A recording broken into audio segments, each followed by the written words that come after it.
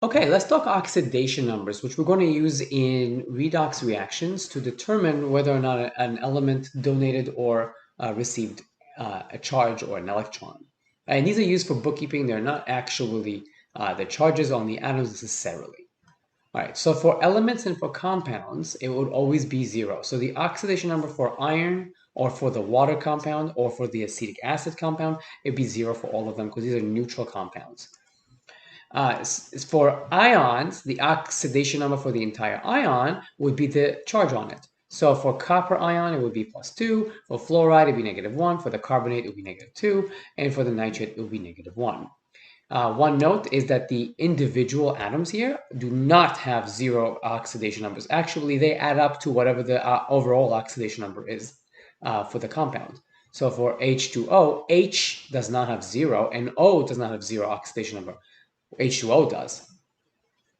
Okay, let's look at specific cases. Oxygen will typically be -2, except when it's a peroxide wherein it's -1.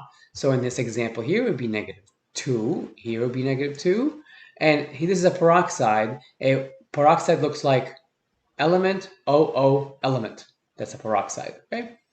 In those cases, oxygen has an oxidation number of -1.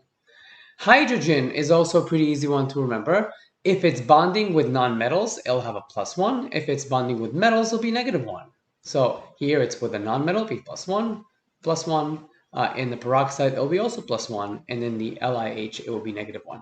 Note here that here, now we can actually see this. Since O is -1 here and H is +1, overall it's 0 because it's +2, -2. This is you'd expect, okay?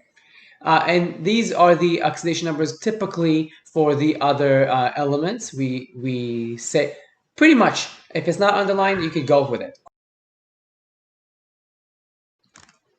So redox reactions or reduction-oxidation reactions come in pairs, and they involve a change in electrons. One element is going to give electrons to another, and we will see a change in the oxidation number of the elements in a reaction, in a scheme of a reaction. Okay, so let's look at this reaction and see how this is indeed a redox reaction. Let's assign oxidation numbers to each one of them. As I mentioned, iron, because it's a substance, it will have a 0 oxidation number. H is bonded to a nonmetal, so it has a +1. Cl is -1 just to make it 0, or just remember that group 7a is also -1, and then H would be plus to make it 0. On the other side, I don't know iron, but I do know that chlorine is -1, and then since there's 2 chlorines, it'd be -2, and therefore iron will be +2. And hydrogen, that's 0, because the overall has to be 0. So they're all 0. All right. You could see that iron lost electrons and hydrogen gained electrons, as in hydrogen became more negative and iron became less negative. This is summary for that. Chlorine didn't care, was a spectator, pretty much. All right. This is how you know, this is how you assign which one is the got reduced, which one got oxidized. Okay, gain of electrons is reduction, loss of electron is oxidation. Leo says GER. So loss of electrons is oxidation. Okay, so iron lost electrons, so iron got oxidized. Hydrogen gained electrons, and so hydrogen got reduced. I know, gained, reduced, it's awful, but that's what we have to deal with.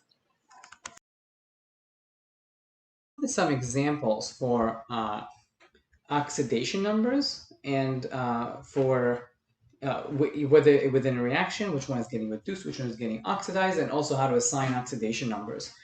All right, so let's do that. So let's assign oxidation numbers to each one of the elements that are embedded within each one of these. Okay, so Li2O. Okay, so we said in our guidelines that O is going to be -2, and group 1 is going to be +1, and that's true here as well. So if I assign this one to be -2 for the oxygen, then this entire thing has to be +2, and since there's 2 of them, each one will be, so this is overall. and this is going to be for each element. So this is for Li, and this is for oxygen. Okay, meaning what? That it's going to be Li plus 1, and then there's 2 of them, and then there's oxygen, and this is negative 2. So in this particular thing, I'll write that this is positive 1, and this is negative 2, and this corresponds to each Li. Okay, so that's that.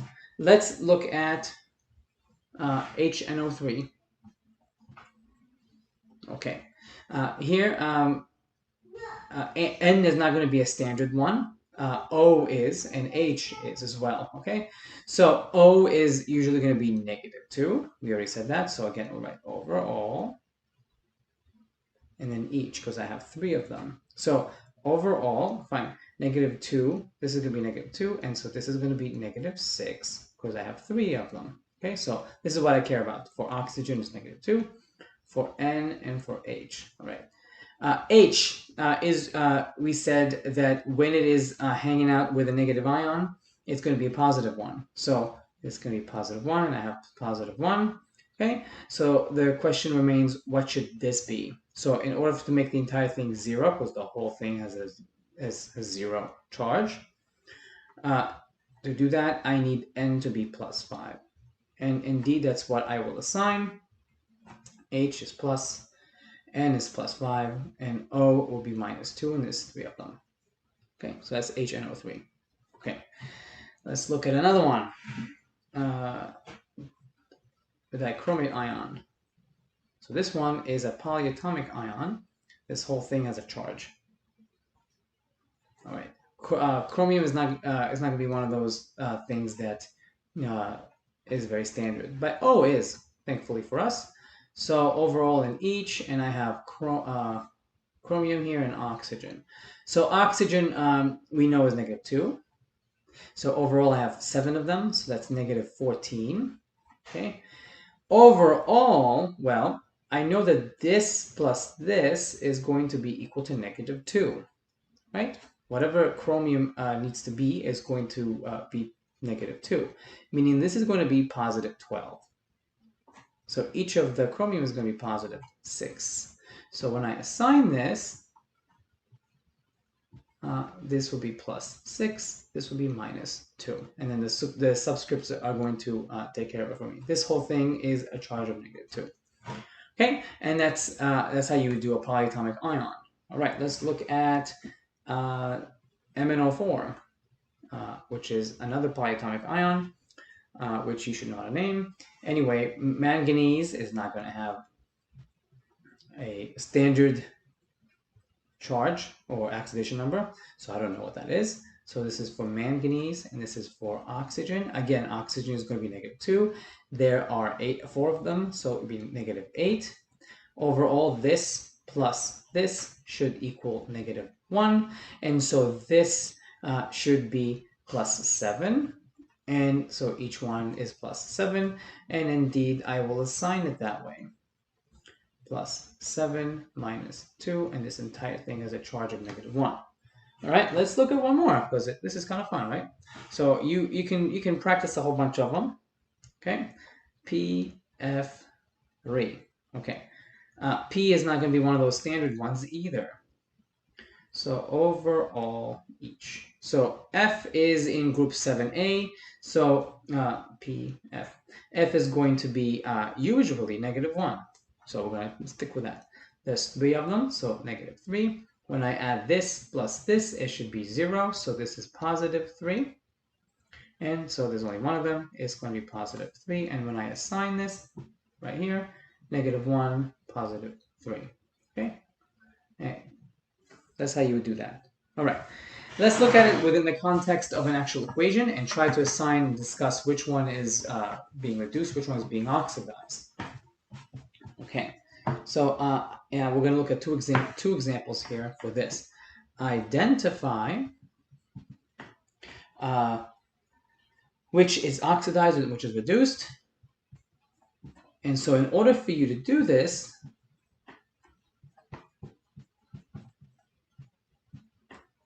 okay, which is going to be oxidation reduced. You're going to have to assign oxidation numbers. Okay, this thing is in the way. Okay, all right. So let's look at this example right here.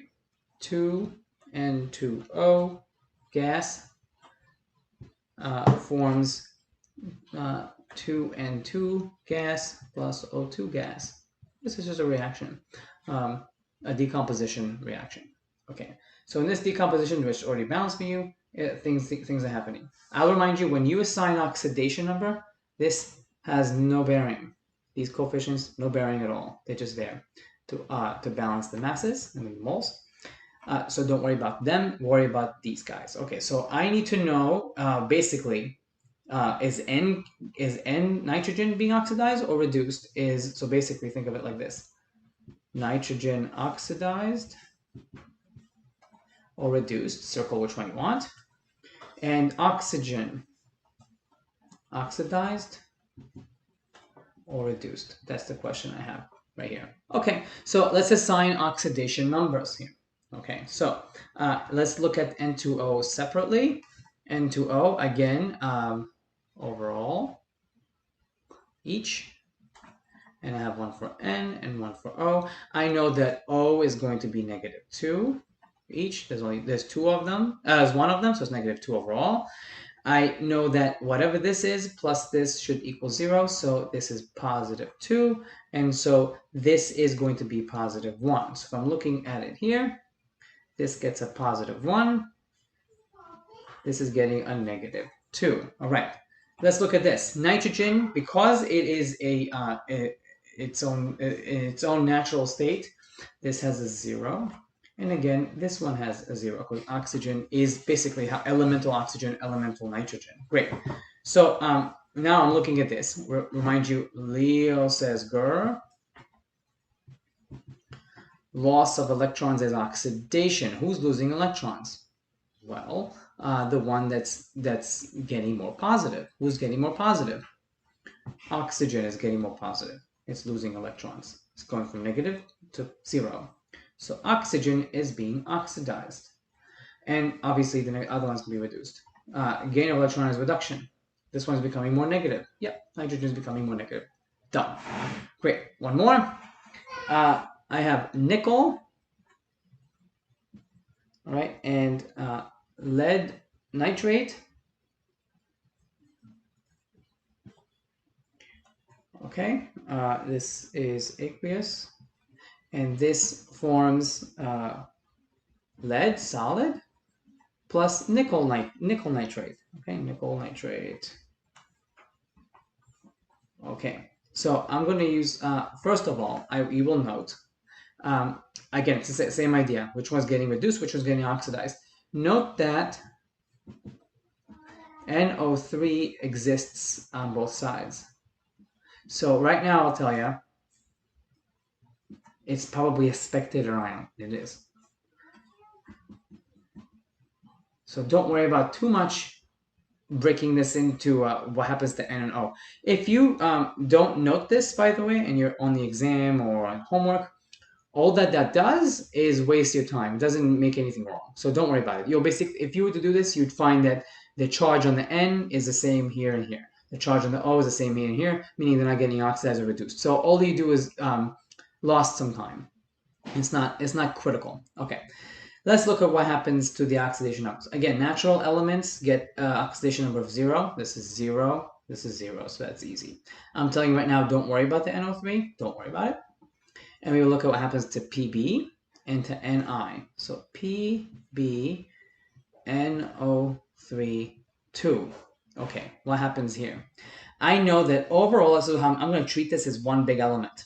Okay, so overall, and each for Pb, I'm going to treat NO3 as a thing. NO3 is -1, isn't it? So I know that this thing here is going to be each -1. And so I have 2 of them. It's going to be -2. And this whole thing has to be positive 0. So this has to be positive 2. So if I go back here, this is +2. This is +2.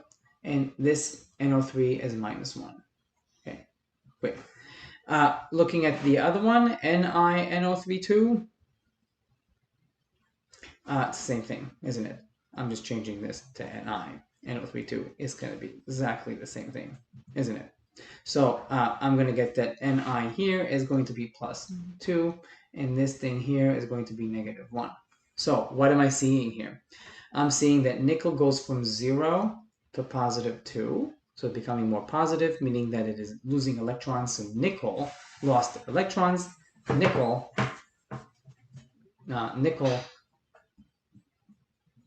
is the oxidized. It lost electrons. And therefore lead, which gained the electrons, did it? Yep, it went from positive 2 to 0. It gained electrons. It became more negative, or closer to negative. So this one is getting reduced. Okay, so that's how you do that.